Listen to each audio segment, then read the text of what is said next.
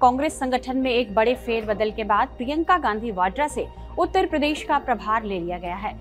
झारखंड के प्रभारी रहे अविनाश पांडे अब यूपी के प्रभारी होंगे। इससे पहले पिछले महीने जब यूपी कांग्रेस कार्य समिति बनी, उसमें भी प्रियंका गांधी के खास लोगों को जगह नहीं मिल सकी थी।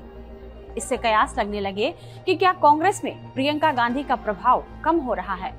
वहीं यूपी प्रदेश कांग्रेस कमेटी के पूर्व अध्यक्ष बृजलाल खाबरी, जो प्रियंका गांधी की खेमे के माने जाते थे, उन्हें हटाकर जब अजय राय को प्रदेश अध्यक्ष बनाया गया, तब भी माना गया कि अब यूपी कांग्रेस में प्रियंका गांधी का दबदबा कुछ कमजोर हो गया है।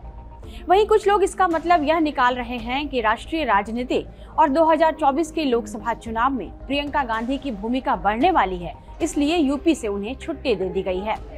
फिलहाल प्रियंका से यूपी का प्रभार लिए जाने पर कांग्रेस पार्टी ने चाहे जो भी सोचा हो, प्रियंका गांधी को लेकर चर्चाओं और अफवाहों का बाजार गर्म है और सभी राजनीतिक विश्लेषक अपने अपने तरीके से इस पर अपनी राय भी दे रहे हैं। हालांकि प्रियंका गांधी खुद ही अक्टूबर 2022 में कांग्रेस के प्रभारी महासचिव पद से इस्तीफा दे चुकी हैं और उनके इस्तीफे पर अब जाकर मुहर लगी है। इतना ही नहीं, कहा जाता है कि यूपी में मिली हार ने प्रियंका गांधी को इस कदर परेशान कर दिया कि वे इस राज्य से दूरी बनाकर ही रख रही थी और यहाँ वे फिर कभी नहीं लौटी। तभी से कयास लग रहे थे कि यूपी से प्रियंका गांधी का मोह भंग हो चुका है। कुछ लोग कहते हैं कि 2022 में हुई यूपी विधानसभा चुनाव में कांग्रेस की जैसी हार हुई थी, उसके बाद उन्हें तो कब का इस्तीफा दे देना चाहिए था, क्योंकि उनके प्रभारी रहते कांग्रेस यूपी में 2 सीटों पर सिमट गई, जबकि उत्तर प्रदेश प्रियंका गांधी के लिए नया नहीं था। वे अपने भाई राहुल गांधी की पहली सीट अमेठी और अपनी मां सोनिया गांधी की सीट रायबरेली के चुनाव प्रचार में जाती रही थी और दोनों के संसदीय क्षेत्र से जुड़ी थी। इस बहाने प्रियंका गांधी का यूपी के अन्य जिलों के नेताओं और कार्यकर्ताओं से भी मिलना जुलना जारी रहता था। हालांकि तब भी वे खुद को अमेठी और रायबरेली तक ही सीमित रखा करती थी। प्रियंका गांधी ने 2018 में राजनीति में प्रवेश किया था और 2019 में पूर्वी यूपी का उन्हें प्रभारी बनाया गया। वहीं पश्चिमी यूपी की जिम्मेदारी कांग्रेस के पूर्व नेता ज्योतिरादित्य सिंधिया को दी गई थी। जब सिंधिया बीजेपी में चले गए तो उसके बाद प्रियंका गांधी ने सितंबर 2020 में पूरे राज्य की कमान संभाली। यूपी में लोकसभा की 80 सीटें हैं। इस लिहाज से उत्तर प्रदेश देश का सबसे बड़ा राज्य है। ऐसे में प्रियंका गांधी के कंधे पर यह महत्वपूर्ण जिम्मेदारी थी। प्रियंका गांधी यूपी चुनाव में एक फ्रेश चेहरा थी, इसलिए कांग्रेस ने जब प्रियंका गांधी को उत्तर प्रदेश में उतारा, तभी से उनसे उम्मीदें लगने लगी थी कि वे पार्टी के लिए बड़ी गेम चेंजर साबित हो सकती हैं। प्रियंका ने भी यहाँ अपना पूरा दम लगाया और पार्टी का एक आक्रामक चेहरा बनकर उभरी।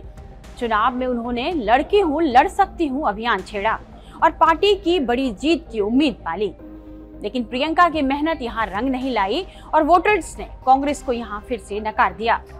कांग्रेस 403 सीटों वाली विधानसभा में केवल 2 सीटों तक सिमट कर रह गई, जो पार्टी का राज्य में अब तक का सबसे खराब प्रदर्शन था।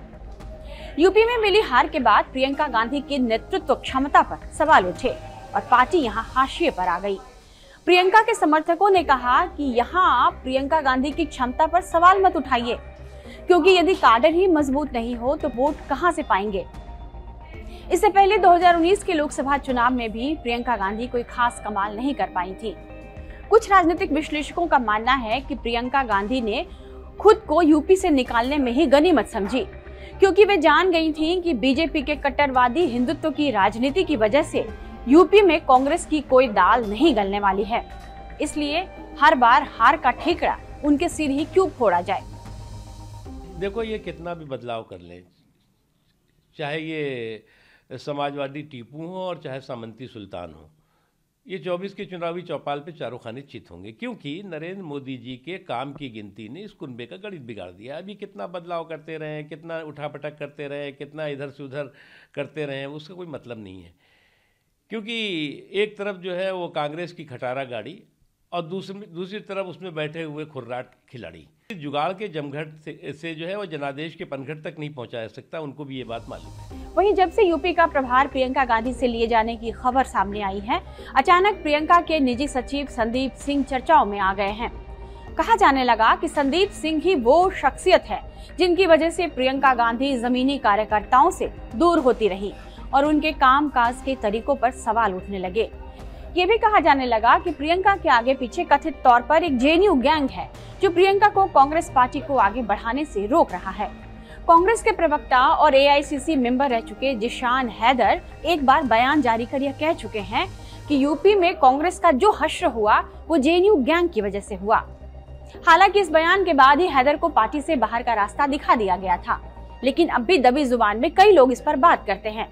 अब भी सोशल मीडिया पर संगठन का ढांचा तय करने से लेकर प्रियंका से मुलाकात तक में संदीप सिंह के दखल के कई किस्से गूंज रहे हैं। हालांकि कुछ लोगों का मानना है कि प्रियंका से यूपी का प्रभार लेना कांग्रेस की एक सोची समझी रणनीति भी हो सकती है। कांग्रेस के कुछ नेताओं का कहना है कि आप प्रियंका गांधी से यूपी का प्रभार लिए जाने को गलत ढंग से मत देखिए। ये मत समझिए कि उनका प्रभाव कम कर दिया गया है, बल्कि पार्टी में उनकी हैसियत बढ़ी है। वे कर्नाटक और हिमाचल प्रदेश में चुनाव प्रचार कर चुकी हैं, जहां पार्टी को जीत हासिल हुई।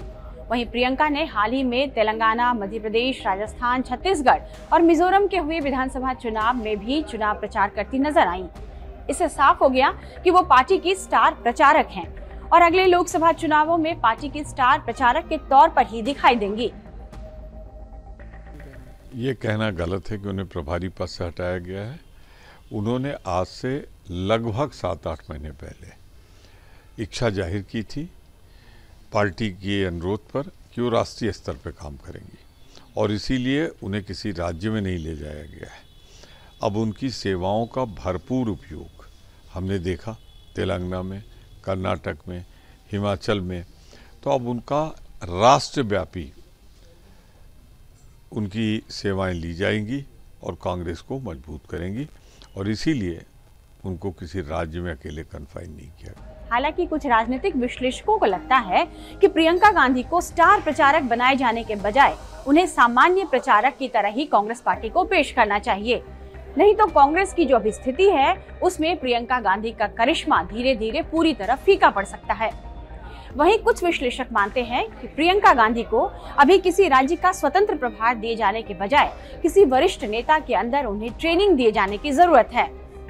बहरहाल इस सवाल का जवाब अभी भी बाकी है कि प्रियंका गांधी से उत्तर प्रदेश का प्रभार लिया जाना चुनावी राजनीति में उनकी नाकामी पर आधिकारिक मुहर है, या फिर ये एक सोची समझी रणनीति है जहां उन्हें यूपी की जगह उन राज्यों में जिम्मेदारी दिए जाने की संभावनाएं तलाशी जा रही हैं जहां कांग्रेस पार्टी को कामयाबी मिलने की संभावनाएं ज्यादा हैं।